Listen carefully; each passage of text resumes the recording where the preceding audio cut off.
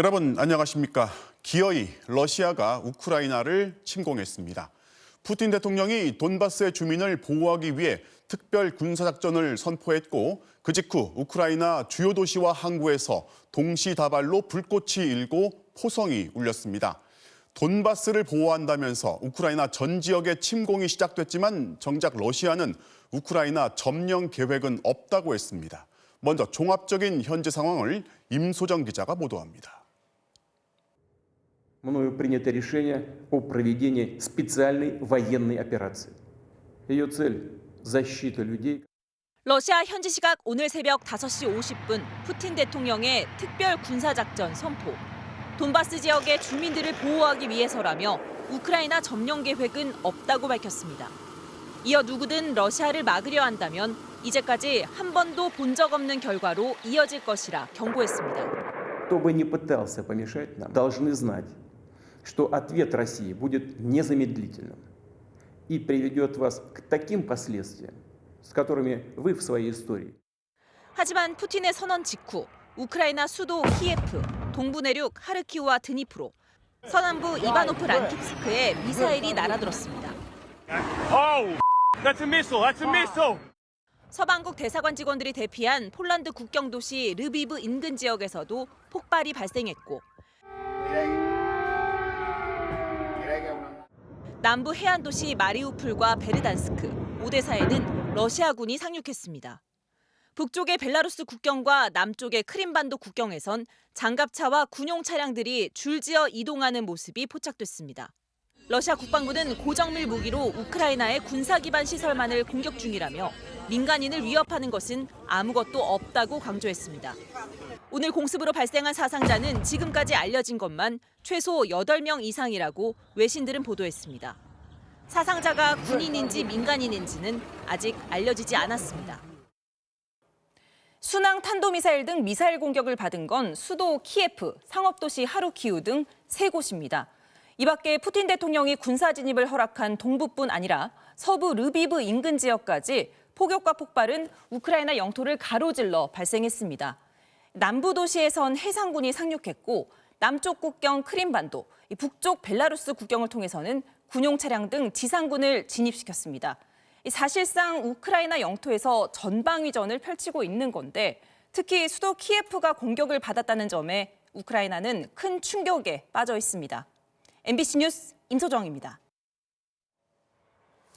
네, 제한적이지만 현지 언론이나 주민들이 촬영한 영상이 우리가 접근할 수 없는 우크라이나 상황을 전달해주고 있습니다. 특히 수도 키예프의 상황이 심각한데요.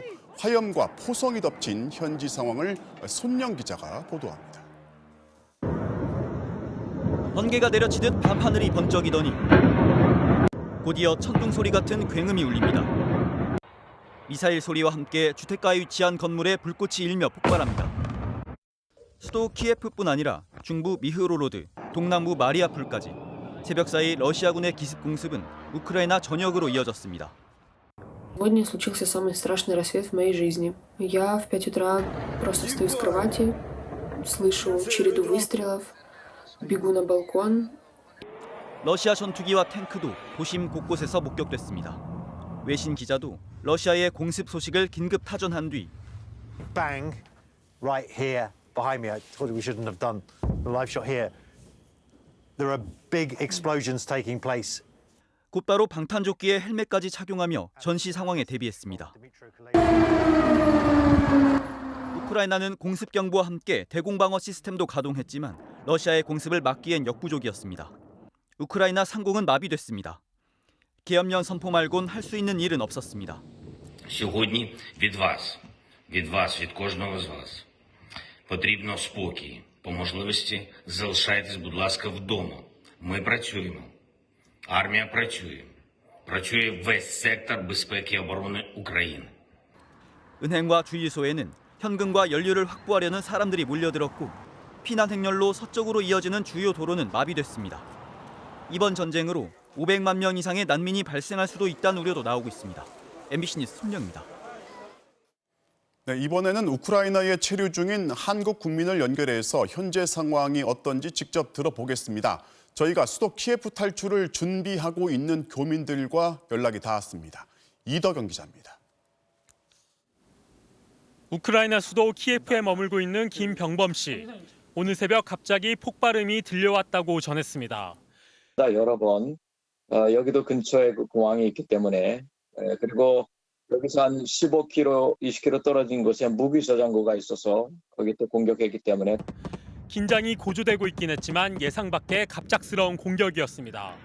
처음 들었을 때는 이게 아니겠지. 근데 두 번째, 세 번째 오늘 새벽에 이렇게 전격적으로 할 것이라는 것은 많은 사람들이 몰랐으리라 생각합니다. 도시는 한순간에 혼란에 빠졌습니다. 슈퍼마켓에는 사람들이 미리 생필품을 사놓으려고 이게 역시 줄을 서 있고요. 주유소에도 만약 모를 것을 대비해서 그 주유를 하려고 주유소에도 긴 차량 행렬로 시민들은 비상사태도 준비하고 있습니다. 어떤 사람들은 전기가 끊길 것을 대비해서 파워뱅크나 아니면 발전기 같은 것을 점검하고 있고 또 수돗물이 끊길 것 대비해서 물을 또 무역업체 대표인 김도순 씨는 침공 직후 가족들과 서둘러 키예프를 떠났습니다. 오늘 저녁 비행기로 체코 쪽으로 출발을 하려고 비행기표까지 다 끊어놨었는데 항공편이 전부 다 지금 취소가 돼버렸습니다. 아침 일찍 지금 짐 싸가지고 도로는 이미 피난 행렬로 꽉 막혀 있었습니다. 한 150km 정도 지금 나왔는데 키예프에서 여전히 계속 꼬리 물고 지금 달리고 있는 그런 상황입니다. 우크라이나 시민들은 패닉 상황이라고 말합니다. 네, 상황은 지금 많이 안 좋습니다. 대부분. 네, 갑자기 이렇게 전쟁까지 날 거라고는 아무도 생각을 안 했었는데 이제 사람들이 이제 그 전까지는 불안감에서 이제 지금은 거의 이제 패닉 상태까지 지금 와 있는 것 같고요. 이들은 다행히 우크라이나에 남아 있는 다른 교민들도 안전에는 아직 이상이 없는 것으로 알고 있다고 말했습니다. MBC 뉴스 이덕영입니다. 네, 그러면 우크라이나 국경에 접근해 있는 이용주 특파원 연결해서 현장에서 확인 가능한 상황 살펴보겠습니다. 이 특파원, 국경지대에서 침공 이후에 달라진 분위기를 감지할 수 있습니까? 네, 이곳 서쪽 국경에서 우크라이나로 들어가려는 교통량은 평소보다 다소 줄어든 걸로 보입니다. 이른 아침만 해도 버스와 승용차가 대기줄에서 간간히 보였는데 지금은 화물 차량만이 통관을 기다리고 있는 중입니다. 러시아의 침공 직후 폴란드 정부는 우크라이나에 거주하는 자국민들에게 철수 명령을 내렸습니다. 그래서인지 이른 아침부터 우크라이나를 나오는 차량 중 폴란드 번호판을 단 차량이 제법 눈에 띄었습니다. 이곳 국경검문소 부근에서 만난 우크라이나인들은 막상 침공이 현실화되자 푸틴을 비난하며 분노했습니다. 직접 들어보시죠. Kto ucieka, a kto będzie bronić Ukrainy? Jak będzie wojna, to będzie światowa wojna. To nie tylko będzie w Ukrainie, to będzie wszędzie będę. Także to potrzebne, żeby każdy myślał, o co chodzi, co robić z tym Putinem. Путин винен, по co on tu przyszedł? Po co? Ma swój kraj, wy macie swój kraj, ma swój, po co on tam idzie? 우크라이나 정부는 단합된 행동만이 침략을 막아낼 수 있다며 무기와 군수 장비를 공급해달라고 국제사회에 호소했습니다. 젤렌스키 대통령은 서방 각국 정상과 통화에 지원을 요청했고 반군이 장악하고 있는 돈바스 지역을 제외한 국토 전역에 계엄령을 선포했습니다. 지금 이 특파원이 이제 우크라이나로 들어갈 수가 없는 상황인데 바로 옆에 있는 우크라이나 도시가 공격을 받았다고요? 네, 이곳 검문소에서 동쪽, 그러니까 우크라이나 수도 키예프 방면으로 80km 정도 거리에 르비브라는 도시가 있는데요. 미국 등 서방 나라들이 키예프에 있던 대사관을 임시로 옮긴 곳입니다. 오늘 새벽 르비브시 바로 옆 지역에서도 폭발음이 들린 것으로 전해졌습니다. 르비브시 안에서도 폭음이 있었다는 외신 보도도 나왔지만 현지 매체에선 아직까지 관련 뉴스는 없습니다. 다만 르비브 시내에서는 오늘 아침부터 사이렌 경보가 자주 울리고 있다고 합니다. 러시아와 반대편인 서부 지역까지 공격을 받았다는 보도에 우크라이나 주요 도로에는 피난 행렬이 몰리고 있는 것으로 알려졌습니다. 우크라이나 현지 공항은 미사일 공격 위협으로 사실상 마비 상태이며 폴란드 국적기는 오늘부터 운항을 잠정 중단했습니다. 지금까지 메디카 국경 검문소에서 전해드렸습니다. 전쟁을 막기 위한 노력을 비웃듯 러시아는 유엔 안전보장이사회가 긴급 회의를 끝내자마자 침공을 감행했습니다. 국제사회는 일제히 분노하면서 그 책임을 반드시 묻겠다고 경고했습니다. 워싱턴을 연결합니다. 김수진 특파원. 자, 바이든 대통령이 강경한 입장을 발표했는데 그 내용부터 정리해 볼까요? 네, 바이든 대통령은 즉각 성명을 내고 러시아의 침공을 비판했습니다. 부당한 공격이라면서 죽음과 파괴의 책임은 온전히 러시아에 있다고 비난했습니다. 그러면서 미국과 동맹국들은 단호하게 책임을 묻겠다고 했는데요. 워싱턴 이제 아침 6시로 이른 아침입니다. 바이든은 곧 G7 정상들과 화상회의를 하고 러시아를 향한 전면적인 제재안을 논의해서 발표할 예정입니다. 유럽연합도 지금까지 본 적 없는 가장 강력한 제재를 채택할 것이라면서 러시아를 강도 높게 비난했습니다. We condemn this barbaric attack and the cynical arguments to justify it. It is President Putin who is bringing war back to Europe. 러시아 기업과 금융기관의 자산을 동결하는 제재뿐 아니라요. 수출 통제, 푸틴 대통령 측근과 가족을 대상으로 한 제재까지 전면적인 제재가 내려질 것으로 보이는데요. 특히 수출 통제가 단행되면 반도체와 컴퓨터 칩 같은 미국의 첨단 기술이 들어간 제품을 러시아로 수출하는 것이 금지돼서 러시아 경제에 타격이 예상됩니다. 자, 그런데 러시아가 이 제재 때문에 침공을 중단하지는 않을 거란 말이죠.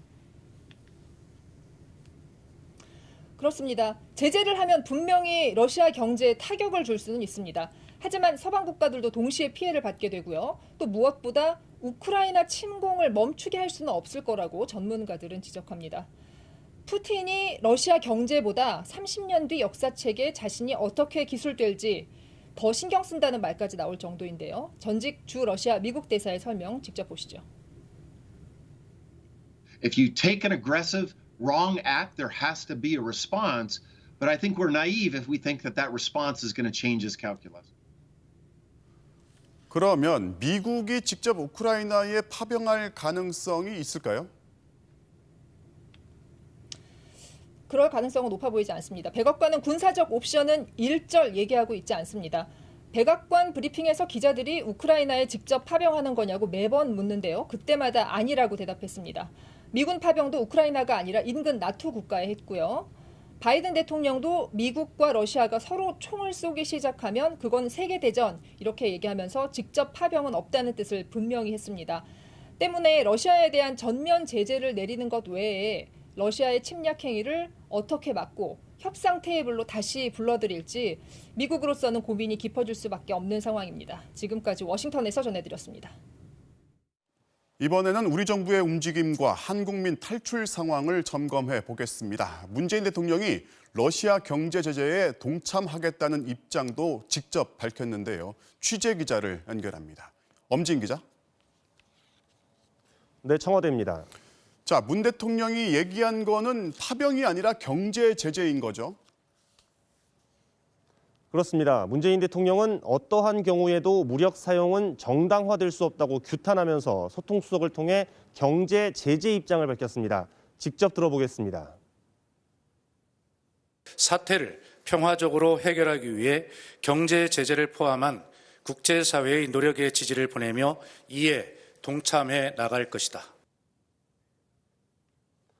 국가안전보장회의 NSC도 침공을 즉각 중단하라는 입장을 조금 전 내놨습니다. 당초 청와대는 러시아와의 외교 또 수출 등 경제 문제를 감안해서 신중한 자세를 보여왔습니다. 하지만 침공이 시작된 만큼 이제 고강도의 규제가 불가피하고 한미동맹 또 국제사회에 대한 책임도 함께 고려할 수밖에 없다고 판단하고 있습니다. 미국이 주도하는 수출 통제에 반도체 같은 우리의 주력 상품이 더해지면 직접적인 압박이 가능하다는 계산도 깔려 있습니다. 물론 러시아 의존도가 큰 사료용 곡물과 에너지의 수입 차질도 예상되지만 당장은 재고가 충분하다고 보고 있고 대체 수입선도 검토하고 있습니다. 자, 앞서도 교민들하고 통화를 했지만 아직 남아있는 분들이 꽤 있지 않습니까? 네, 즉시 출국할 것을 요청한 지가 2주 정도 지났는데 현재까지 64명이 아직 현지에 남아 있습니다. 이들 중 36명은 곧 철수할 예정이지만 28명은 남겠다는 뜻을 전하는 것으로 정부는 파악하고 있습니다. 가족과 생계 등의 이유로 당장 떠나기는 쉽지 않다는 겁니다. 정부는 우크라이나와 국경을 맞대고 있는 폴란드에 연락사무소를 설치하고 출국을 돕는 한편 남은 교민들에겐 위험이 조금 덜한 우크라이나 서쪽 지역으로라도 이동할 것을 설득하고 있습니다. 현지 대사관은 사태의 심각성을 고려해 르비브로 철수했고 수도 키예프 등엔 임시 대피 시설도 마련한 것으로 전해졌습니다. 다만 당장 군용기를 보내는 건 비행금지 구역이 선포된 만큼 쉽지는 않을 것으로 보고 있습니다. 지금까지 청와대에서 MBC 뉴스 엄지인입니다. 예상은 했지만 러시아의 침공이 신속하게 그리고 전면적으로 감행되면서 국제 금융시장과 원자재 시장은 요동을 치고 있습니다. 당장 러시아의 증시부터 거의 반토막이 났습니다. 김세로 기자입니다. 출발부터 1% 넘게 빠지던 코스피. 점심시간에 러시아의 우크라이나 침공 소식이 나오자 더 떨어졌습니다. 결국 코스피는 2.6%, 코스닥은 3.3%나 떨어진 채 마감했습니다. 홍콩 3.2%, 일본 1.8%, 중국 상하이 지수도 1.7% 하락했습니다. 오후 늦게 개장한 유럽 증시도 시작부터 폭락했습니다. 영국, 독일, 프랑스 증시가 모두 3% 안팎 떨어지며 출발했고 러시아 증시는 무려 40% 넘게 폭락했습니다. 비트코인도 어제보다 8% 넘게 하락했습니다. 전면전의 형식보다는 협상과 외교적 방법들이 계속해서 동원이 되는 그럴 가능성을 더 높게 예상을 하고 있었는데 위험성이 현실화되었기 때문에 포지션 조정이 굉장히 급격한 방식으로. 국제유가는 무섭게 뛰고 있습니다. 영국 북해산 브렌트유와 미국 텍사스유 선물 가격은 6% 급등하며 1배럴에 $100에 육박했습니다. 정부는 장기 계약 비중이 높고 비축 물량도 106일치가 있어서 당장은 문제가 없다고 밝혔습니다. 하지만 낙관적 상황은 아닙니다. 한국은행은 유가가 예상보다 많이 올랐다며 올해 우리나라 물가 상승률을 3.1%로 전망했습니다. 석 달 전 2%로 전망한 것보다 크게 올려잡은 겁니다. 아무래도 우크라이나 사태의 영향이 우리 국내 물가에 큰 영향을 주지 않을까. 만약 전면전으로 치달으면 원자재 값이 뛰어 물가가 더 오를 거고 경제 제재로 우리나라 수출도 줄어들 거라고 전망했습니다. MBC 뉴스 김세로입니다. 네, 거의 반토막이 난 러시아 증시가 증명하지만 국제사회 제재까지 겹치면 러시아도 만만찮은 타격이 있을 겁니다. 그럼에도 불구하고 푸틴은 왜 침공을 감행했을까요? 그의 노림수는 무엇인지 양수연 기자가 분석합니다. 우크라이나에 대한 전면적 군사작전 발표. 푸틴 러시아 대통령은 러시아의 위상이 세계 제일이라고 강조했습니다.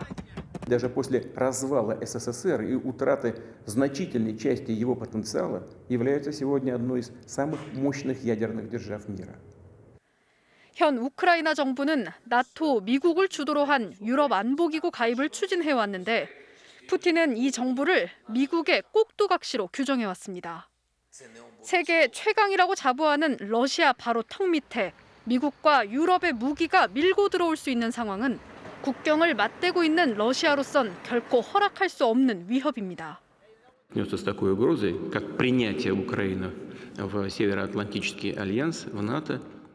사실상 칠러 세력이 자치권을 행사하고 있던 우크라이나 동쪽 지역을 지원해온 러시아는 나토를 방어한다는 구실로 우크라이나에 대한 전면전을 시작했습니다. 이번 공습은 2014년 크림반도 병합에 이은 러시아 패권 확장의 연장선입니다.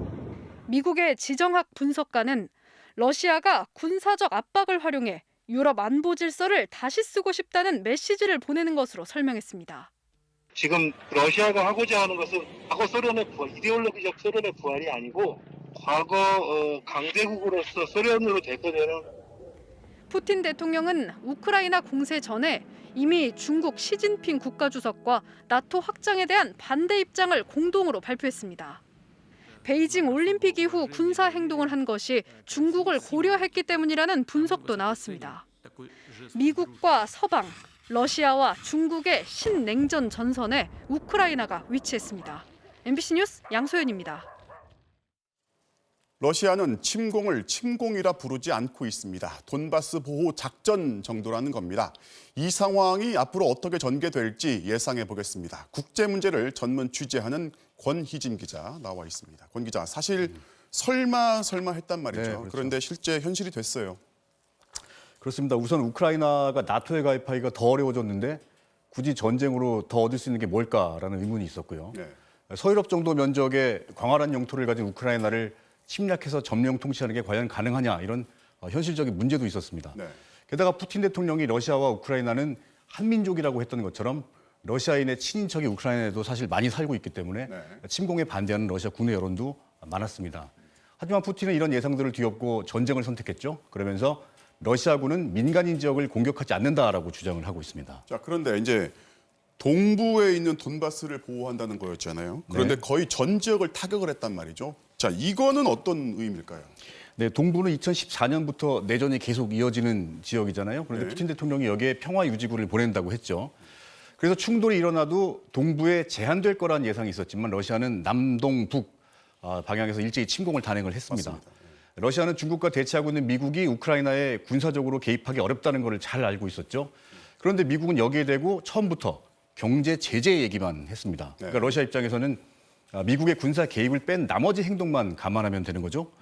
게다가 러시아가 군대를 철수한다고 하니까 미국은 거짓말이라면서 곧 침공할 거다 이런 첩보 내용을 언론에 계속 흘리면서 러시아를 계속 또 압박하지 않았습니까? 그래서 이런 태도가 러시아를 자칫 지나치게 자극할 수도 있다는 우려가 사실 없지는 않았습니다. 자, 그래서 사실 미국도 상당히 당황스러울 수 있단 말이죠. 자, 앞으로 미국이 어떻게 나올까요? 네, 그 대만을 두고 우크라이나에 집중하는 것도 사실 미국에게는 어려운 일이지만 미국 내 여론이 미군이 멀리 우크라이나에까지 가서 희생되는 것을 찬성하지는 않을 겁니다. 나토 회원국이 아닌 나라에 군사 개입할 근거도 마땅하지 않고요. 게다가 유럽의 나토 회원국들은 러시아의 천연가스가 끊어지면 에너지 공급에 상당한 어려움을 겪을 수밖에 없어서 적극적인 군사 행동에는 또 부담이 따릅니다. 미국이 강조했던 전례 없는 경제 제재의 결과에 대해서는 푸틴 대통령이 아마도 각오를 했을 겁니다. 그렇겠죠.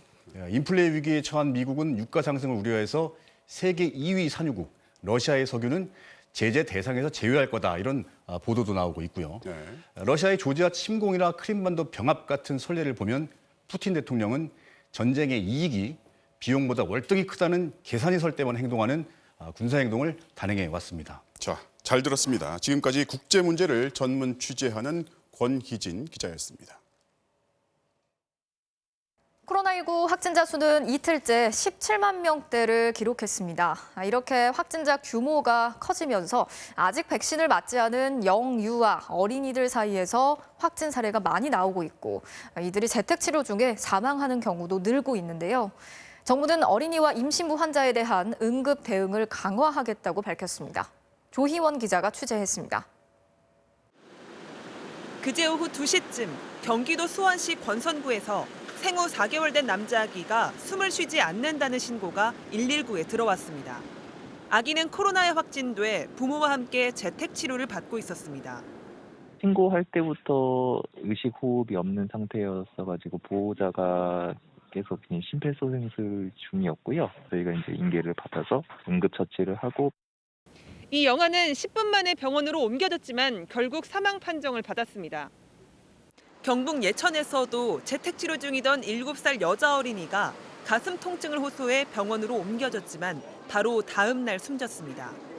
이에 앞서 지난 18일 수원에서 생후 7개월 된 남자 아기가 재택치료를 받다 숨지는 등 지난 일주일 동안 9세 이하 사망자는 3명으로 늘었습니다. 방역당국은 영유아와 어린이들이 백신을 맞지 않은 데다 확진자 규모가 커지다 보니 사망자도 증가하는 것으로 보고 있습니다. 백신 접종을 받지 않다 보니 오미크론에 대한 저항력이 약한 측면이 지금 확진자 증가세로 좀 귀결이 되고 있는 것으로 좀 보이고요. 전문가들 역시 외국의 사례를 보더라도 오미크론이 영유아나 소아에게 더 위험한 건 아니라고 말합니다. 실제로 중환자의 발생이나 사망의 측면에서 아직은 역학적으로 그 비율이 더 높은 건 아니에요. 다만 영유아와 어린이들은 의사 표현을 제대로 못하기 때문에 발열이 지속되거나 호흡곤란이 생기면 부모가 119를 부르거나 응급실로 데려가는 등 선제적인 조치를 할 필요가 있다고 강조합니다.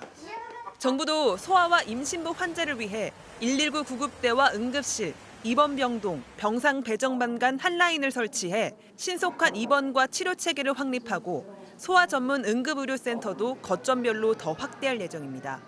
MBC 뉴스 조희원입니다.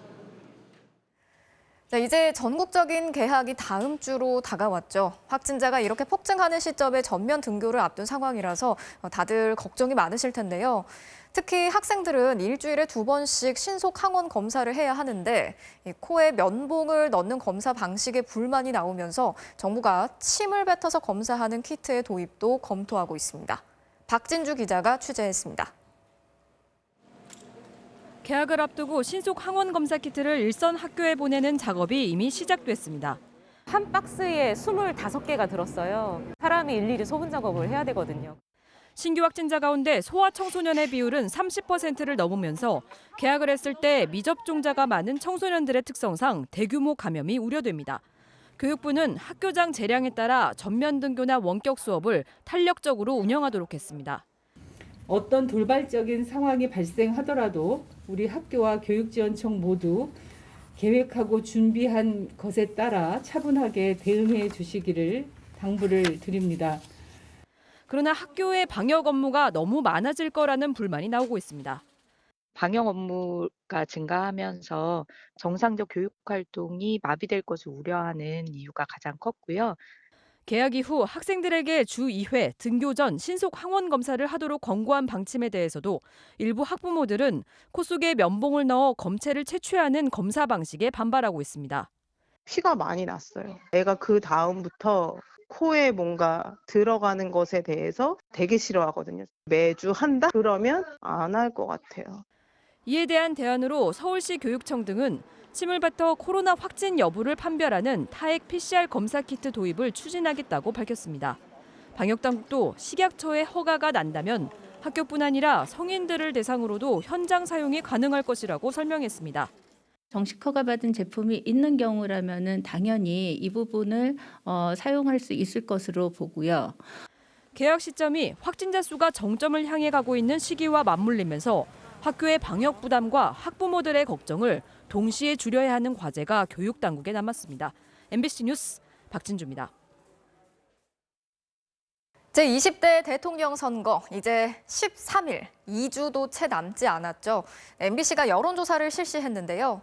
민주당 이재명 후보 39.6%, 국민의힘 윤석열 후보 41.9%, 두 후보의 격차는 2.3%포인트로 초접전을 벌이는 것으로 나타났습니다. 당선 가능성 역시 격차는 오차 범위 안으로 좁혀졌습니다. 먼저 남효정 기자가 전해드리겠습니다. 내일이 대선 투표일이면 모두 14명의 대선 후보들 가운데 누구에게 투표할지 물었습니다. 민주당 이재명 39.6, 국민의힘 윤석열 41.9, 정의당 심상정 2.5, 국민의당 안철수 후보는 7.8%로 나타났습니다. 이재명, 윤석열 두 후보의 격차는 2.3%포인트로 초박빙 양상입니다. 일주일 전 지상파 방송 3사 여론조사 때보다 두 후보 모두 지지율이 소폭 올랐지만 상승폭이 각각 달라 격차는 오차 범위 안에서 더 좁혀졌습니다. 국가혁명당 허경영 후보는 1.1%, 나머지 후보들은 1% 미만이었습니다. 지지하고 있는 후보를 계속 지지하겠다는 응답은 85.2%, 바꿀 수도 있다는 응답은 14.1%였습니다. 지지 여부와 상관없이 당선 가능성을 묻는 질문엔 이재명 42.9%, 윤석열 48.7%로 조사됐습니다. 격차는 5.8%포인트로 일주일 전과 달리 이번엔 오차 범위 안으로 좁혀졌습니다. 이번 대선에선 반드시 투표할 것이란 적극적 투표층은 84.6%로 나타났습니다. 적극 투표층 비율은 20대 이하에선 60.8%였고 나머지 연령층은 모두 80%를 넘겼습니다. 이번 대선에서 정권 재창출을 위해 여권 후보가 당선돼야 한다인 42.5%가 정권 교체를 위해 야권 후보가 당선돼야 한다인 49.6%가 공감했습니다. MBC 뉴스 남효정입니다. 윤석열, 안철수 두 야권 후보의 단일화가 결렬된 데 대해선 윤석열 후보의 책임이 더 크다는 의견이 많았고요. 또 지난 21일에 진행된 경제 분야 TV 토론에선 이재명 후보가 잘했다는 응답이 가장 많았습니다. 이어서 김민창 기자가 정리했습니다. 최근 국민의당 안철수 후보가 야권 후보 단일화 결렬을 선언한 데 대해 결렬은 누구의 책임이 더 크다고 보는지 물었습니다. 윤석열 후보라는 응답은 46.7, 안철수 후보라는 응답은 32%로 윤 후보 책임이 더 크다는 답변이 많았습니다. 성향별로 보면 보수층에선 절반 이상이 안철수 후보의 책임을, 반대로 중도층과 진보층에선 과반이 윤석열 후보의 책임이 더 크다고 응답했습니다.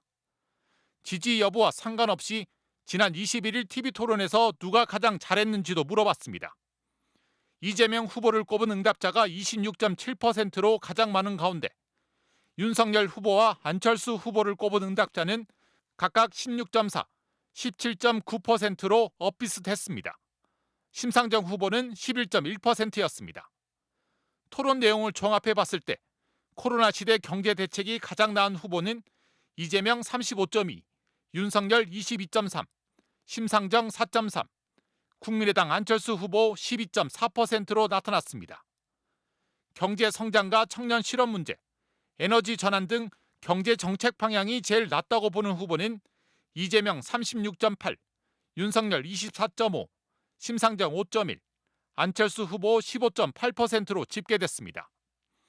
이번 TV토론으로 지지 후보를 계속 지지하게 됐다는 응답은 85.1, 바꾸게 됐다는 7.5%였습니다. 정당 지지도는 더불어민주당 38.8, 국민의힘 38.3, 정의당 3.9, 국민의당 5.3%였고 문재인 대통령의 국정 운영에 대해선 긍정평가 45.5, 부정평가 52.5%로 나타났습니다. 이번 조사는 MBC가 코리아 리서치에 의뢰해 지난 22일부터 23일까지 이틀간 실시했으며 그 밖의 사항은 중앙선거 여론조사 심의위원회 홈페이지를 참조하면 됩니다. MBC 뉴스 김민찬입니다. 자, 오늘 대선 후보들 움직임도 살펴보겠습니다. 민주당 이재명 후보는 자신의 처가인 충주를 찾아서 이틀째 충청 표심 공략에 나섰는데요. 대통령 4년 중임제, 대선 결선 투표제를 비롯한 정치 개혁, 또 통합 정부 카드를 꺼내들면서 중도층을 향해서 지지를 호소했습니다. 김재경 기자가 전해드리겠습니다. 아내의 고향 충주 산청면을 찾은 이재명 후보. 사위가 왔다며 큰절 인사를 한 이 후보에게 동네 주민이 다가가 목도리를 둘러줍니다. 목도리를 두른 채 유세에 나선 이 후보는 울고 넘는 박달재 노래도 직접 불렀고 퇴임 후 아내의 고향으로 가는 것도 검토해보겠다며 충청 표심에 다가갔습니다. 특히 충청이 국민 통합의 중심지라면서 국민 내각과 통합정부, 정치교체를 강조했습니다. 근데 원래 충청도가 통합 좋아한다면서요. 충청도에서 결정하면 대한민국의 결정이 되는 거죠. 그래서 여러분 혹시 저 선택해 주시겠습니까? 강원도 원주로 이동해선 윤석열 후보를 겨냥해 날선 발언을 쏟아냈습니다. 러시아의 우크라이나 침공을 언급하면서 평화가 곧 경제인데 사드 배치론 등으로 안보를 불안하게 하면 온 국민이 경제 피해를 입는다고 지적했습니다. 또 윤 후보가 김대중 노무현 정신을 말하는 건 황당하다며 강하게 비판했습니다. 색깔론으로 공격하고 지역 갈등 부추기고 남녀 갈등 부추기고 전쟁 위기를 부추기는 사람이 무슨 염치로 노무현과 김대중을 얘기합니까? 이 후보 측은 국무총리, 국회 추천제와 국민 내각으로 통합정부를 이루고 연동형 권역별 비례대표제로 다당제를 구현하겠다는 정치개혁 공약도 발표했습니다. 개헌도 추진해 대통령 4년 중임제와 대선 결선 투표제를 도입하겠다고 밝혔습니다. 새 정부 출범 6개월 이내 선거제도 개혁, 1년 안에 개헌을 추진하겠습니다.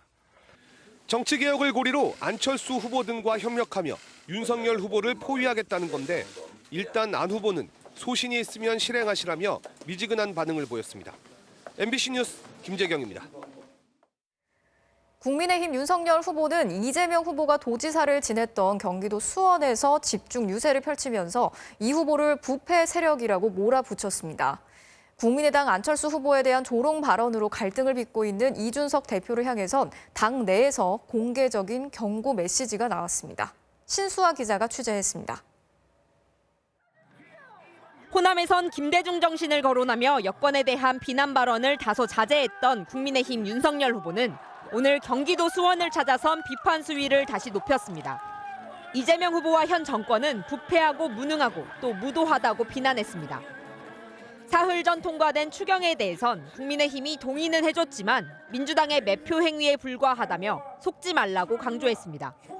이제 선거가 바로 코앞이라고 300만 원씩 나눠준다고 아주 매표 행위를 합디다 보니까 여러분들 이런 거에 속지 않으시죠? 민주당이 집 있는 사람과 없는 사람을 갈라치기 위해 집값을 폭등시켰다고 주장했고 또 반미, 친중, 친북이란 용어를 써가며 이념 공세를 폈습니다. 자유민주주의, 시장경제 이런 거 안중에도 없는 사람들입니다. 이 사람들의 사고방식은 반미, 친중, 친북 이런 데에 빠져 있습니다. 오전엔 대부분 국민의힘 전신계열 정당 출신인 전직 의원 300여 명이 이름을 올린 지지 결의 대회에 참석했습니다. 전직 의원들은 윤 후보를 당선시켜 주사파 공산 세력에게 침탈당한 국민 주권을 반드시 회복시킬 것이라고 결의했습니다. 국민의당 안철수 후보에 대한 이준석 대표의 이딴 조롱 발언이 폭로전으로까지 이어지자 선대본 차원에서 경고 메시지가 나왔습니다. 당 대표를 비롯해서 우리 모두가 사감이나 사익은 뒤로 하고 정권 교체라는 대의를 앞세워야 할 때입니다. 우리 모두가 명심하기 바랍니다. 선대본부장이 이 대표의 발언을 사감에 의한 것이라고 공개적으로 지적한 건데 이에 대해 수석 대변인은 윤 후보와 캠프 주요 인사들이 공유한 내용으로 추측된다고 말했습니다. 이준석 대표는 별도의 입장은 내놓지 않은 채 당초 참석 예정이던 윤 후보의 수원 유세에 불참하겠다고 통보하며 불쾌감을 우회적으로 드러냈습니다. MBC 뉴스 신수아입니다. 정의당 심상정 후보 노동운동을 시작했던 서울 구로를 찾아서 전태일 정신을 내세우면서 노동자 표심을 파고들었고요. 국민의당 안철수 후보는 도산 안창호 선생의 묘역을 찾아서 국민 통합을 강조하면서도 야권 단일화 가능성에 대해선 시간이 지났다고 일축했습니다. 최경재 기자가 정리했습니다. 40년 전 노동운동을 시작했던 옛 구로공단을 찾은 정의당 심상정 후보. 전태일 열사가 차비를 아껴 여공들에게 사줬다는 풀빵 모양의 모자를 쓰고 유세에 나섰습니다. 과거 봉제 공장들이 지금은 디지털 단지로 바뀌었지만 이른바 오징어배로 일컬어지는 장시간 철야 노동은 그대로라며 이를 끝장낼 유일한 노동 후보임을 자임했습니다. 심상정이 세계 12 선진국인 나라에서 이렇게 장시간 저임금 노동을 강요하는 시대는 끝내도록 하겠습니다, 여러분. 노조단체들과 잇따라 정책 협약을 통해 핵심 공약인 주 4일제 시행 등을 약속하며 노동계의 표심 공약을 이어갔습니다. 국민의당 안철수 후보는 도산 안창호 선생 묘역을 참배하고 기념관을 참관했습니다. 도산의 대공주의를 계승해 국민 통합을 이루겠다고 강조했습니다. 우리나라가 너무나도 많은 분열이 되어 있지 않습니까? 안창호 선생님의 그 정신을 이어받아서 국민 통합에 나서겠다는 그 각오를 다지러. 지금이라도 여론조사를 국민의힘이 수용하면 단일화에 나설 가능성이 있는지에 대해선 시간이 다 지났다. 그래서 결렬을 선언한 거라고 선을 그었습니다. 앞서 안 후보는 매출 채권이나 지적재산권을 활용해 중소기업이 자금을 조달받을 수 있도록 하는 대체 거래소 설립 같은 중소기업 공약을 발표하기도 했습니다. MBC 뉴스 최경재입니다. 양말만 신고 카페에 들어온 여성을 이상하게 여긴 카페 주인의 기지로 전화금융 사기범이 현장에서 검거됐습니다. 알고 봤더니 이 카페 주인도 비슷한 경험을 했던 겁니다. 손구민 기자가 취재했습니다. 카페 안을 서성이는 한 여성. 그런데 신발을 벗고 양말만 신은 상태입니다. 슬리퍼도 안 신고 막 왔다 갔다 불안해 보이시더라고요. 이상하게 여긴 카페 사장이 다가가 말을 걸자 무언가를 보여줍니다. 돈을 보여주시는 거예요. 왜 돈을 갖고 계세요? 그랬더니 딱 그 보이스피싱 같더라고요.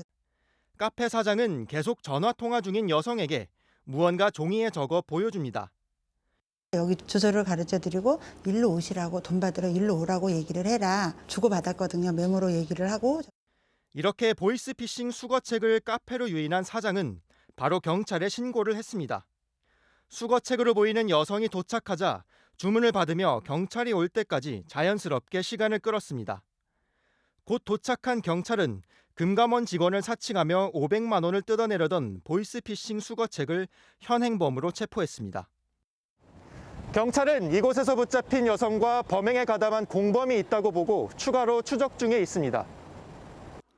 기지를 발휘했던 카페 사장 임승미 씨도 사실 6개월 전 보이스피싱 피해를 당할 뻔했습니다.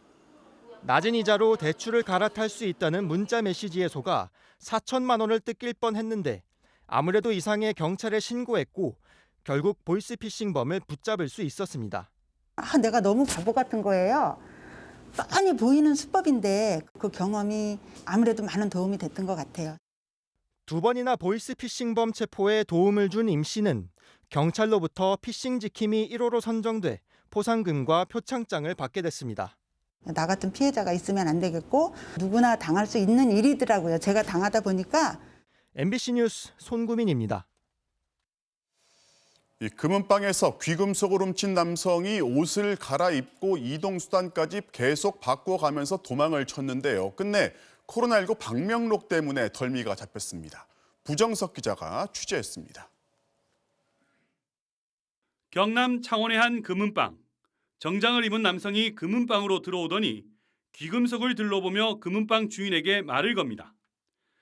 사람이 깔끔하게 생기고 정장을 입고 왔기 때문에 의심을 안 했지. 사람처럼 그리 보였기 때문에.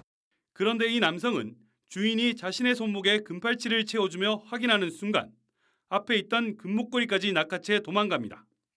생각도 못 했는데 뭐 해가지고 물건을 가져가니까 안심하고 물건 팔다가 돈을 다 당한 게 당당하지 뭐. 위험해서 사람들 말하면 문을 잠가놓고 있어요. 금은방을 나온 피해자는 당시 추적을 피하기 위해 사람이 많은 시장을 지나 택시를 타고 도망갔습니다. 이 남성은 시외버스와 택시를 타고 김해와 진주를 거쳐 통영으로 이동하며 도주행각을 벌였습니다. CCTV를 피하기 위해 옷을 2번이나 갈아입고 휴대전화도 가지고 다니지 않았습니다. 하지만 이 남성은 범행 나흘 만에 붙잡혔습니다. 진주에서 금시세를 확인하기 위해 찾아간 백화점에 방명록을 남겼기 때문입니다. 코로나19로 인해 출입 사실을 기록해야 했는데 자신의 원래 휴대전화번호와 비슷한 전화번호를 적어놓은 겁니다. 물으러 들어가면서 출입자 명부 적은 거 아닙니까? 공중전화 수신에서 놓은 전화번호하고 한두 개 틀린 숫자가 나오더라고. 경찰은 이 남성을 절도 혐의로 구속하고 훔친 귀금속을 어떻게 처분했는지에 대한 수사를 벌이고 있습니다. MBC 뉴스 부정석입니다. BTS와 뽀로로 같은 대표적인 한류 콘텐츠에 투자하면 5배를 챙겨주겠다면서 3만 명한테 1,300억 원을 챙긴 일당이 검거됐습니다. 실체도 없는 사업이었고 수익이라고 준 코인은 휴지 조각이 됐습니다. 김건휘 기자입니다. 한 투자업체의 사업 홍보 영상, 방탄소년단과 뽀로로가 등장합니다. BTS, 서울시와 함께 디스커버 카드를 운영합니다. 뽀로로의 다양한 콘텐츠를 세계에 소개합니다. 서울시가 만든 외국인 관광 상품에 투자하고 뽀로로 사업권도 확보했다면서 홍보합니다. 방탄소년단의 높은 부가가치와 함께 고객들에게 즐거운 이익을 돌려드립니다. 한 계좌당 120만 원을 투자하면 수익금이 매달 40만 원, 1년 수익률이 최소 400%란 약속에 무려 3만 명이 몰렸습니다. 뭐 하는 회사냐. 투자받고 투자해주는 사람, 좋은 사업 있으면 소개해주시면 돼요. 하지만 홍보했던 사업은 다 거짓말이었고 수익금은 처음 한두 달만 입금되다 지난해 5월부터 뚝 끊겼습니다. 돈을 넣은 건 주로 노년층과 퇴직자 주부들로 피해 금액이 1,300억 원에 달합니다. 1억 원 넘게 투자한 사람이 130명이나 되고 심지어 26억 원을 투자한 사람도 있습니다. 200, 300 이렇게 해갖고 했던 거죠. 가족까지 다 해서 투자한 돈마다 한 6천만 원 되죠. 그게 다 날아간 거죠. 피해자들이 항의하자 지난해 여름부터 필리핀 거래소에 상장된 코인을 대신 줬는데 한 개당 몇백 원 하던 이 코인도 지금은 0원입니다. 진짜 막가는 생각도 해봤어요. 죽을 생각도 해봤다고. 서울시 민생사법경찰단은 해당 업체 대표 등 8명을 검찰에 넘겼습니다. MBC 뉴스 김건희입니다. 유명 김치업체 한성식품의 자회사 공장에서 상한 재료로 김치를 만들었다는 MBC 보도 이후 소비자들의 환불 요구가 빗발치고 있습니다. 그런데 이 회사의 김치를 납품받은 일부 업체는 문제의 공장에서 만든 김치인지 아닌지 확인할 수가 없어서 속이 끓고 있습니다. 먼저 고재민 기자가 보도합니다. 김치 명인 명장이 만드는 신선하고 안전한 100년 전통의 국내산 김치. 이 말을 믿고 10년 넘게 한성식품 김치를 납품받아온 한 대기업은 황당하다는 반응을 보였습니다. 저희 원산지 표기하는 거 상당히 중요하게 하고 영이 이런 것들도 있고. 한성식품 김치를 환불받을 수 있냐는 소비자의 글들이 잇따라 올라오고 있고 홈쇼핑들도 한성김치 판매를 중단하고 환불에 나섰습니다. 한성식품 본사가 운영하는 정선공장에서 생산한 제품이에요. 어쨌든 한성식품이라는 불안감이나 불신이 좀 높아진 상황이 있다 보니까 선제적인 차원에서 한성식품이 김치를 만드는 공장은 직영이 3곳, 자회사 공장이 1곳입니다. 그런데 문제의 자회사 공장에서 만든 김치 역시 포장지에는 본사 직영 공장 이름과 주소만 적혀 있습니다. 현행법상 제조업소명을 표시할 때 생산을 위탁한 한성식품 이름을 써야 하고 실제로 제조한 자회사 이름은 쓰지 않아도 상관없기 때문입니다. 이 때문에 한성김치를 납품받고 있던 업체들은 자신들이 받은 김치가 어느 공장 제품인지 정확히 알 수가 없습니다. 서울의 한 대형 병원과 유명 호텔의 경우 MBC 보도 이후 한성 측으로부터 자회사가 아닌 본사 직영 공장에서 납품했다며 안심하라는 공문을 받았습니다. 보도하신 거 보고 너무 놀래가지고 확인을 했는데 본인들이 직접 생산한 것만 납품했다고 해서. 이 말은 사실일까? 한성식품 관계자들은 취재 당시 해당 병원과 호텔에 자회사 공장 김치를 납품했다고 말했습니다. 진천 공장에서는 어디 납품되는 거죠? 일반 거래처들. 씨는 말을 하는 건가요? 그렇죠. 에도 납품하시죠? 네, 거기서. 해당 병원의 경우 공문과 달리 제품 관리 기록에도 문제의 자회사 공장 김치를 납품받은 것으로 적혀 있습니다. 취재진은 한성식품 측에 공문 내용이 사실인지 여러 차례 문의했지만 답변을 받을 수 없었습니다. MBC 뉴스 고재민입니다. 이 문제의 김치를 만든 한성식품의 자회사는 어떤 처벌을 받게 될지 식약처에 문의를 해보았더니 현재로선 과태료 50만 원이 전부라고 했습니다. 대체 이게 무슨 말인지 이문현 기자가 취재했습니다.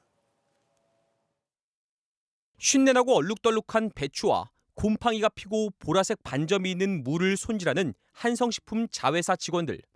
공장 내부 곳곳과 기계 설비에도 곰팡이가 껴있고 누렇게 변한 천장에는 물방울이 맺혀 있습니다. 공장 전체적으로 물이 다 새요. 비가 오면은 천장에서 막 물이 다 떨어져요. MBC는 앞서 공익신고자가 8개월 동안 모은 내부 영상과 보고서 등을 모두 식약처에 제출했습니다. 식약처는 이 자료를 근거로 MBC의 첫 보도가 나갔던 지난 22일 문제의 충북 진천 공장에 조사원 4명을 보내 9시간 동안 조사를 벌였습니다. 하지만 한성식품과 자회사 측은 이미 2월 초부터 MBC의 취재를 알고 있었기 때문에 현장은 모두 치워진 상태였습니다. 아, 이거 안 되겠다. 전면적으로 공장을 쇄신 작업을 하자라고 해서 그 이틀 3일 후서부터 바로 지금까지. 결국 식약처는 용기와 시설에서만 일부 문제점을 발견했습니다. 그렇다면 이 회사는 어떤 처벌을 받게 되는 걸까? MBC의 질의에 이 사건을 조사 중인 식약처 관계자는 과태료 50만 원이 전부라고 밝혔습니다. 현장에서 비위생적 취급에 대한 것을 적발했었고 지금 현장은 50만 원 이렇게 됐을 겁니다. 식품위생법 위반이 인정될 경우 5년 이하의 징역 또는 5천만 원 이하의 벌금에 처해질 수 있지만 이 사건에선 해당 조항을 적용해 고발할 수 없다는 겁니다. 영상 속 김치의 원재료는 상태가 불량하지만 현장 조사에서 자신들의 실물을 발견하지 못했다는 게 이유였습니다. 저희한테 저 자료 주신 내용이 현장에서 확인을 하고 특발해야 되는 상황인데 현장에 나갔을 때 확인할 수 없었기 때문에 어떤 조치가 어려운 상황이고요. 공익신고자는 황당하다는 반응입니다. 국민적인 분노가 있고 공감대가 있는데 조금 벌금 맞고 지나가 버리고 이름만 살짝 바꿔서 다시 시작하고 이럴 것 같으면은 그 사람들이 뭘 무서워하겠어요. 식약처는 다만 이번 사건을 계기로 전국의 해썹 인증을 받은 김치공장 497곳에 대해 전수 현장 조사를 실시할 계획입니다. 문제의 공장은 지난해 자체 서류를 제출하는 것만으로 해썹 중간평가를 통과했는데 해썹 취소 여부는 식약처 산하 한국식품안전관리인증원이 결정합니다.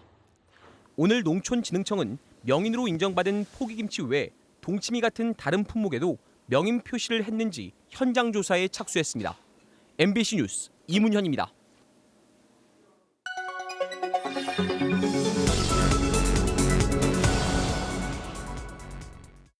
알고 보니 시작합니다. 대통령 선거 운동이 본격화되면서 최근 이런 현수막들이 등장했습니다. 그 사진과 함께 이런 영부인 괜찮습니까? 또 제명 마눌 황제 갑질했다. 또 검사 정부 반대한다. 이재명 경기지사 대장동 게이트. 경쟁 후보와 배우자를 노골적으로 비난하거나 조롱하는 현수막인데요. 이런 표현이 선거법상 허용되는지부터 가능하다고 해도 너무 과한 건 아니냐는 비판도 나오고 있습니다. 하나하나 따져봤습니다. 일반적인 선거운동 현수막을 보면요. 후보자 사진과 기호, 정당 등을 표시합니다.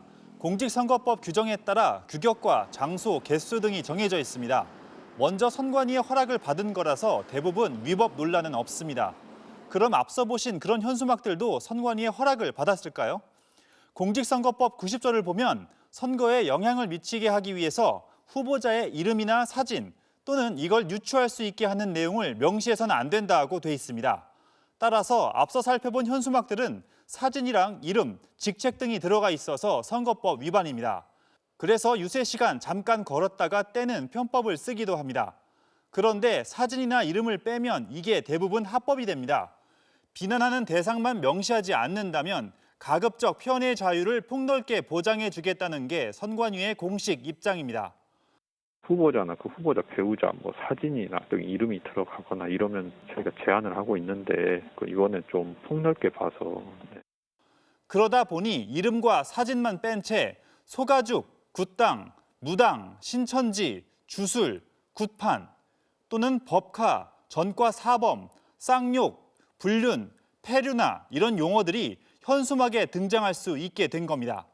하지만 아무리 합법이라도 아이들도 보는 선거 홍보물에 이런 원색적인 비난이 등장하는 게 맞느냐 논란은 계속되고 있습니다. 비방하는 글들도 많이 적혀 있는 것 같아서 좀 눈살 찌푸려지는 그런 부분들도 좀 있는 것 같습니다. 이런 걸 더 확실하게 규제해야 한다. 선관위의 직무유기 아니냐 하는 목소리도 있습니다. 또 지난해 보궐선거에서는 내로남불, 위선, 무능 같은 용어는 사용이 불가하다는 결론을 냈던 선관위가 이번 대선은 입장을 바꾼 것에 대해서도 일관성이 없다는 비판이 제기됐습니다. 지난 2020년 총선에서 사용된 현수막은 3만 장이 넘는데요. 63빌딩 1,200개를 잇는 길이라고 합니다. 정치적 표현의 자유, 또 유권자의 알 권리를 위해 우리가 특별히 보장해주고 있는 권리가 정치 혐오를 부추기고 또 오히려 막대한 폐기물만 양산하는 건 아닌지 선거 문화 전반을 점검해 볼 필요가 있어 보입니다. 알고 보니였습니다. 대구에서 처음으로 성인을 대상으로 한 방역 패스의 효력이 정지됐습니다. 300여 명의 시민들이 대구시를 상대로 낸 방역 패스 효력 정지 신청을 법원이 어제 받아들였기 때문인데요. 대구시는 방역 관리가 아직 필요한 상황이라면서 즉시 항고를 검토하고 있다고 밝혔습니다. 손은민 기자가 취재했습니다. 점심시간 대구의 한 식당. 손님이 QR코드를 인증하려 하자 주인이 그냥 들어가라고 안내합니다. 손님 오늘부터는 방역 패스 안 하셔도 되거든요. 그냥 들어가시면 됩니다. 네, 감사합니다. 예. 식당 입구에 붙여놨던 방역 패스 안내문도 떼버립니다. 대구지방법원이 식당과 카페에서 60세 미만에 대한 방역 패스 적용을 중단하라고 결정했기 때문입니다. 법원은 고위험군이 아닌 사람에게까지 식당과 카페 출입을 제한하는 건 과도한 기본권 침해라고 봤습니다. 이에 따라 백신을 맞지 않았거나 접종 완료 후 6개월이 지난 사람도 PCR 음성 확인서 없이 자유롭게 식당과 카페를 이용할 수 있게 됐습니다. 불특정 다수가 마스크를 벗고 머무는 식당과 카페에서 일반 성인에 대한 방역 패스 적용이 중단된 첫 사례입니다. 12세에서 18세까지 청소년에 대한 방역 패스 효력도 정지됐습니다. 자영업자들은 이 같은 결정을 반겼습니다. 손님들께서도 그동안 이제 많이 불편해하셨거든요. 다닥다닥 붙어가지고 이제 그 QR을 하다 보니까 힘드셨는데 지금은 뭐 자연스럽게 들어오시고 편안하게 앉으시니까. 하지만 방역 패스가 무력화되면 오미크론 확산세가 더 가팔라지고 고위험군의 감염 위험이 더 커질 거라는 우려도 나옵니다. 보건복지부와 대구시는 오미크론 확산으로 안정적인 방역 관리가 필요한 상황이라며 즉시 항고를 검토하고 있다고 밝혔습니다. MBC 뉴스 손은민입니다. 요즘 코로나19 확진자가 급격하게 늘면서 자가 진단 키트의 품귀 현상도 좀처럼 해소가 되지 않고 있죠. 이런 틈을 타서 허가도 받지 않은 불법 검사 키트가 온라인에서 버젓이 유통되고 있습니다. 이채영 기자가 취재했습니다. 한 업체의 코로나19 진단 키트를 홍보한 블로그 게시글입니다. 기업과 단체에 대량 납품하고 있고 단체 구매 주문을 받겠다며 연락처를 남겨놓았습니다. 다른 인터넷 카페에도 이 제품 광고가 올라와 있고 사용해본 사람들의 후기도 찾을 수 있습니다. 제품 상자엔 제품명 등이 온통 영어로만 적혀 있습니다. 유통업체에 전화를 걸어 허가를 받은 제품인지 직접 물어봤습니다. 그렇지, 인증받았고요. 공공기관은 아니시죠? 공공기관이나 이런 데는 1,000개가 5,000원이 나갔고요. 하지만 제품 설명에 나와 있는 허가 번호와 모델명을 식약처를 통해 확인해 보니 국내 조건부 허가 단계와 수출용 제품이었습니다. 조건부 허가는 물론이고 수출용 역시 국내용보다 허가 기준이 낮아 정확도가 떨어지기 때문에 국내에선 판매가 금지돼 있습니다. 취재가 시작되자 식약처는 이 제품 판매 사이트를 즉각 차단했고 제조업체 조사에 착수했습니다. 샘플로다가 내보냈던 것들이 지금 저희 의지와 상관없이 이제 유통이 된 것 같아요. 현재 국내에서 정식 허가된 자가진단 키트는 총 9개로 약국이나 편의점에서만 구입할 수 있습니다. 온라인 판매도 금지돼 있습니다. MBC 뉴스 이채연입니다. 최근 중국에서는 인신매매를 당해서 8명의 아이를 낳은 것도 모자라서 쇠사슬에 묶여 생활해야 했던 한 여성의 사연이 폭로되면서 큰 파문이 일고 있습니다. 이걸 은폐하려 했다면서 지역 공무원들이 무더기 징계를 받았는데 정작 관련 기사와 글들이 중국 당국의 검열로 삭제되고 있습니다. 베이징에서 이혜인 특파원이 취재했습니다. 중국 장수성의 한 시골 마을. 문도 없는 건물 안에 목에 쇠사슬이 채워진 여성이 서 있습니다. 영하의 날씨지만 난방장치도 없고 바닥에는 이불과 밥그릇이 놓여 있습니다.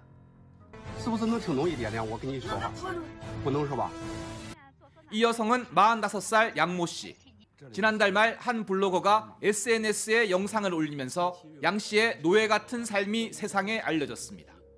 특히 양 씨가 8명의 자녀를 출산한 것으로 드러나자 인신매매 의혹까지 제기되며 중국 전역으로 분노가 확산됐습니다.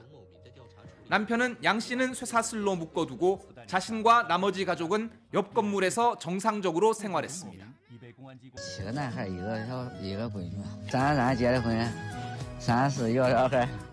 그런데도 현지 당국은 인신매매나 유괴는 없었다며 은폐에만 급급해 불신을 키웠습니다. 올림픽 기간 중국의 치부를 감추기 위한 것이란 내부 비판이 이어졌습니다.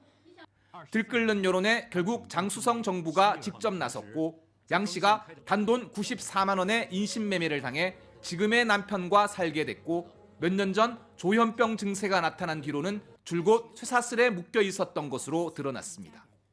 장수성 당국은 남편과 인신매매 조직원 2명을 구속하고 사실을 축소 발표한 현지 공무원 17명을 징계했습니다. 公安机关初步查明，小花梅系董某民父亲董某庚于1998年6月经他人介绍花钱买来的。 하지만 이 사건에 관심을 호소했던 베이징대와 칭화대 교수의 SNS 계정이 정지되는 등 중국 당국의 지침과 다른 목소리는 여전히 허용되지 않고 있습니다. 베이징에서 MBC 뉴스 이혜인입니다. 공군의 성폭력 사망 은폐 사건을 연속 보도한 MBC 인권사회팀 신재훈 기자가 한국기자협회가 주는 제53회 한국기자상 취재보도부문 본상을 수상했습니다. 한국기자협회는 밝히기 어려운 군의 조직적인 은폐를 낱낱이 파헤쳐서 이후 잇따른 군 성폭력 보도에 선도적인 역할을 했고 자극적인 영상을 배제하는 취재 윤리가 돋보였다고 밝혔습니다. 북미 아이스하키 리그에서 나온 멋진 골입니다. 수비 5명을 제친 현란한 드리블이 거의 메시급이네요. 목요일 밤 스포츠 뉴스였습니다.